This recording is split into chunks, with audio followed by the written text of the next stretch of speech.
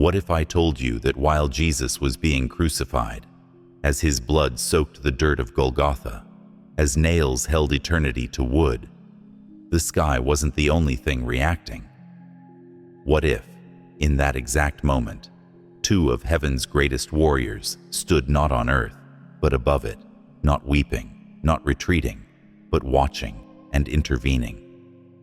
Michael, the sword of heaven; Uriel, the flame of divine revelation; and between them, the Son of God, suspended between realms, between breath and spirit, between time and eternity.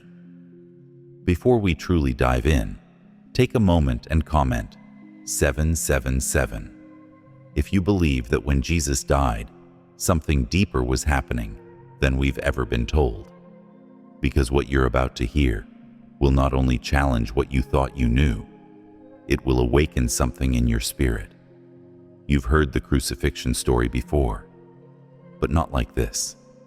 This isn't just about a man dying for sins. This is about what the angels saw, what demons feared, what even time itself couldn't contain. Because when Jesus gave up his last breath, something cracked open beyond human vision. He wasn't just dying, he was commanding. He wasn't just bleeding, he was breaking chains. And the silence you read in Scripture, that wasn't absence, it was strategy. So ask yourself, why did the sky turn black in the middle of the day? Why did the earth quake? Why did the temple veil tear, top to bottom, like unseen hands gripped it from the heavens? And why were two of heaven's most powerful archangels standing over it all in complete silence? Let me take you to that moment, but not from the ground up, from the spirit down. Because when most people picture Calvary, they see what their eyes can handle: a broken man, a crown of thorns, the sound of hammers, a crowd full of mockers. They see Roman soldiers and wooden beams, jeering voices, and Mary weeping at the foot of the cross. But that's just the surface. That's what the natural realm allows you to see.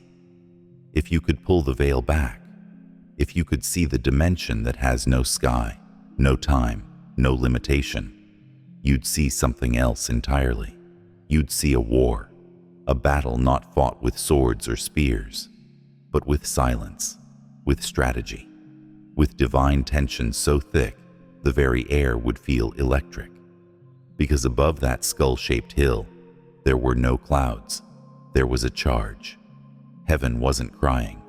Heaven was watching, not with grief, but with reverence, with anticipation, because the plan that had been whispered in Eden was now unfolding in full view of angels and devils alike. Lucifer watched too. From a throne of smoke and shadow, he watched. He thought he had won, that the prophecy of Genesis 3, the one where the seed of the woman would crush the serpent's head, had been neutralized. After all, wasn't the seed now dying? Wasn't the Son of God now helpless? But there was something the enemy didn't expect: stillness. Because true power, the kind that terrifies darkness, isn't always loud. It doesn't always roar. Sometimes it bleeds. Sometimes it hangs between life and death and says nothing at all. And that's what made hell tremble. Because while Lucifer gloated, something else stirred above the cross. Michael, the archangel of war, hovered in a dimension just out of sight, his presence massive, eternal, and ancient. His armor wasn't gold. It burned with divine fire. Not fire like we know, but a flame that shimmered like stars compressed into steel. His sword was drawn, glowing with the names of Yahweh, ready, but still. His wings weren't feathered. They rippled like galaxies in motion. And on the other side, Uriel. Uriel doesn't speak much in Scripture, but in the ancient texts, he is known as the flame of God, the angel of prophecy, the keeper of divine secrets. His body burned like a walking sun. His eyes radiated light so pure it could unravel lies. He wasn't just observing. He was guarding the mysteries of God as they unfolded, in real time, in the blood of the Lamb. These two weren't visitors. They were stationed, posted by divine command, guardians of the most sacred moment in all history. They stood, one on each side of the veil between realms, not to fight, but to enforce, to protect the transaction happening at the cross, a transaction so massive, all of hell gathered to witness it. Because when Jesus hung on that cross, he wasn't just dying. He was taking on every curse, every sin, every soul. This was not execution. This was exchange. And Satan knew it. But he didn't know how to stop it. So he watched, powerless, raging. Meanwhile, in the spirit, Michael's grip on his blade grew tighter. Not because he was ready to strike, but because he was holding back. He was waiting for a word. He didn't need orders. He was waiting for permission, because only one voice could release him: the sun's. Uriel's fire flickered stronger. He stared not at the crowd, but at Jesus' face, not with sorrow, but with expectation, because he knew the scroll was opening. Before the stars, before the earth, before Adam breathed, a scroll was written, sealed with 7 seals, a divine plan so precise it accounted for every moment of rebellion, every echo of sin. And now, it was being unsealed. Jesus wasn't dying because he was overpowered. He was dying because this was the next line of the scroll. Michael knew it. Uriel knew it. Heaven knew it. And then, it happened. Jesus cried out, "Eli, Eli, lama sabachthani?" The words ripped through the natural, but they didn't stop there. They didn't stop at the ears of men. They didn't end at the foot of the cross. They pierced through time, through dimensions. They thundered across the heavens and into the spirit realm like a war cry only angels could understand. And in that moment, a silent command was given, not spoken in Greek or Hebrew, but in divine authority. Michael didn't need to hear words. He felt them. Uriel didn't need explanation. He understood the weight of the silence. Because when Jesus spoke that cry, it wasn't weakness. It was war. It was the unleashing of an invisible command that shifted the atmosphere of heaven and earth alike. Hold the line. Guard what is mine. That's all it took. No trumpet, no flash of lightning, no declaration from the skies, but every throne in heaven shook. Every demon in hell recoiled. Every angel stood at attention. Because when the King speaks, even in suffering, even through pain, creation obeys. Michael's feet didn't move, but his stance changed. He wasn't guarding a man anymore. He was standing between the dying Christ and every accusation hell could muster. He became the wall, the firewall of divine legality. Nothing unclean would pass. No lie would twist the covenant being written in blood. Heaven had stationed him there, not to fight with blade, but with presence. He was not there to interfere in the physical. He was there to stand between dimensions and make sure that what God had ordained would not be corrupted by the legalism of darkness. Because what was happening wasn't just death, it was transaction. It wasn't just a moment of suffering.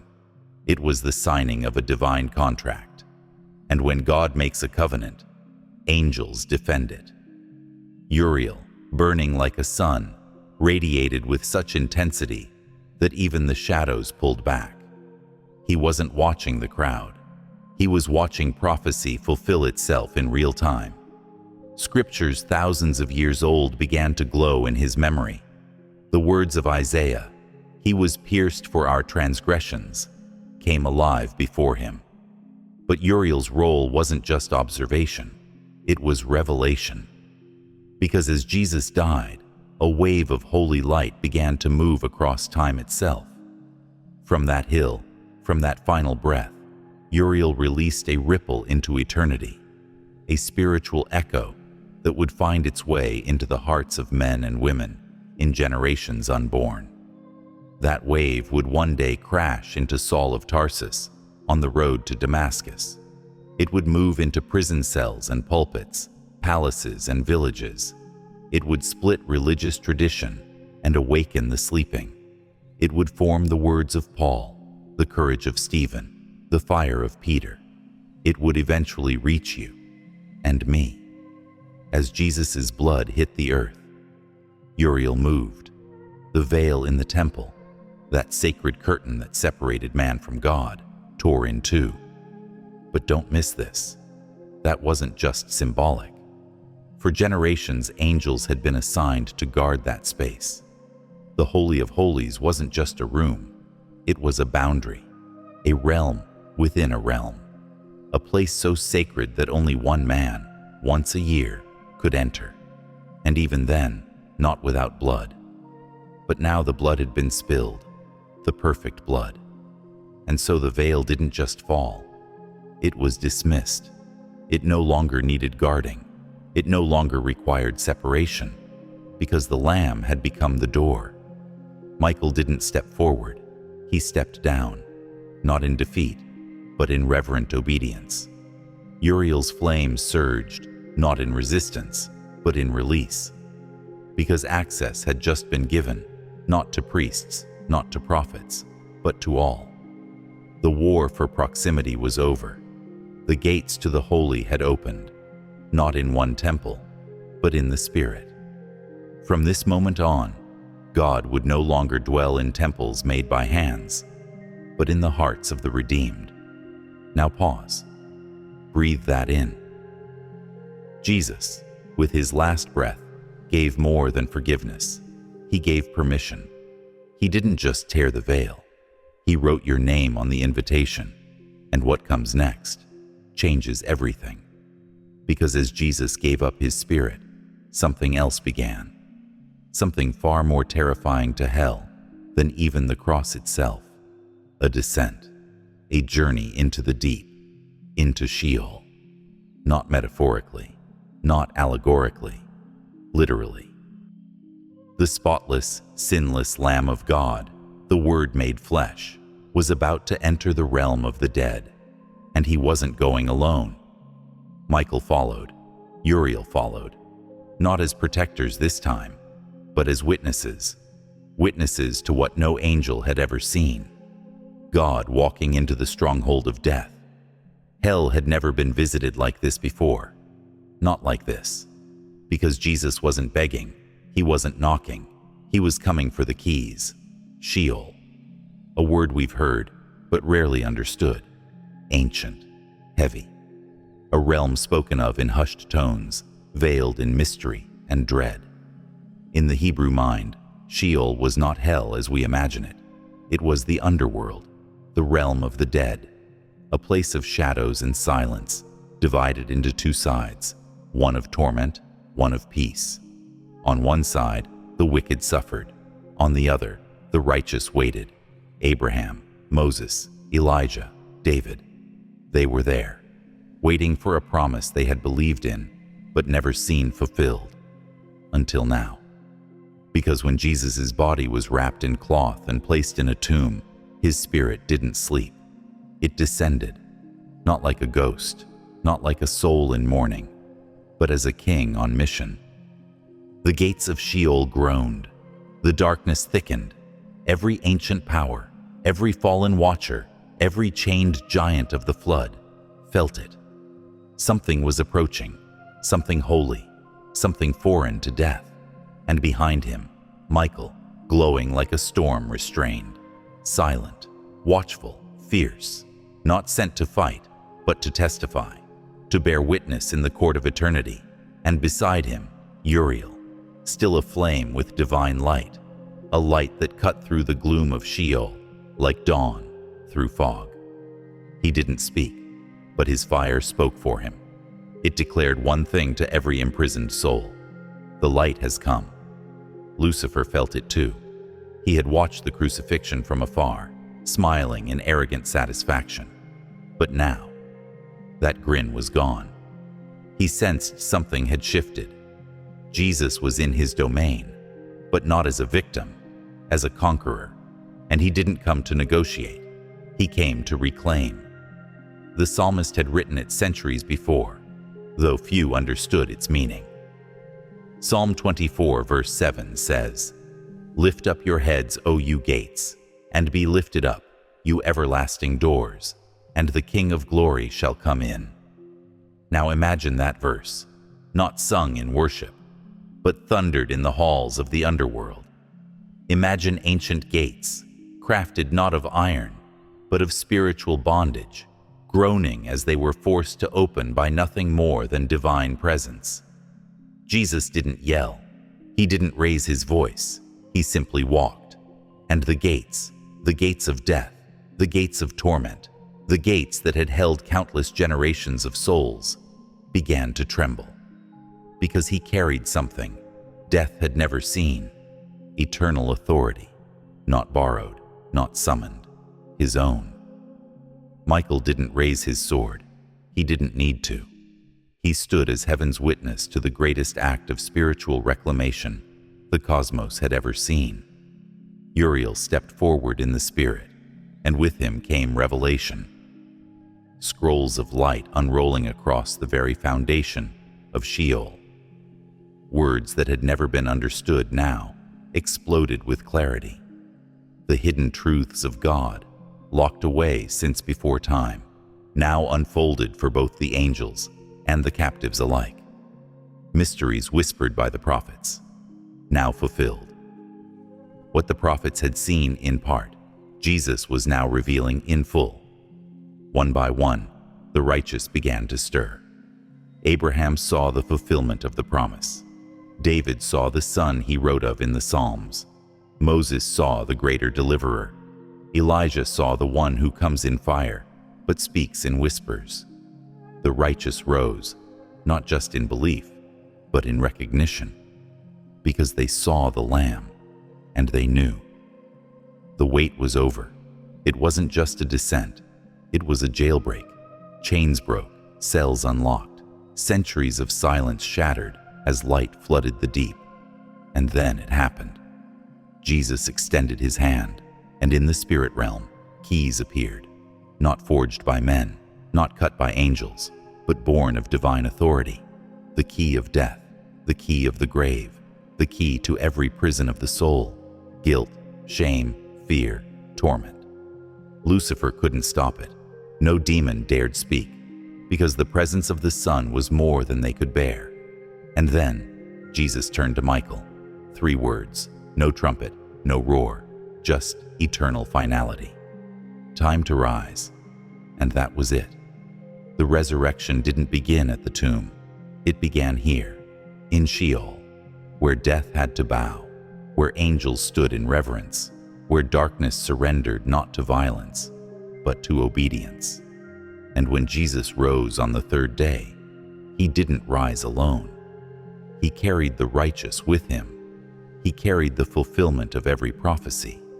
He carried the weight of every sin, conquered. He carried the keys, and he left the gates of Sheol wide open. And now you understand what the tomb could never show, because resurrection didn't start with a stone being rolled away. It began the moment death lost its grip. The very instant Jesus took those keys in the Spirit, the rules of reality began to bend. Time, law, consequence, and judgment, all of it bowed to the one who had just conquered the unconquerable. And as his body lay still in the tomb, his spirit had already overthrown the greatest fortress hell ever built. Michael didn't lift his blade. He didn't have to. His very presence enforced the legality of what had just occurred. In the Spirit, he declared, "This transfer is lawful," with no courtroom, no trial, no jury, just truth, backed by holy authority. Because when God moves, he doesn't need permission. Uriel, standing beside the king, unrolled a final scroll.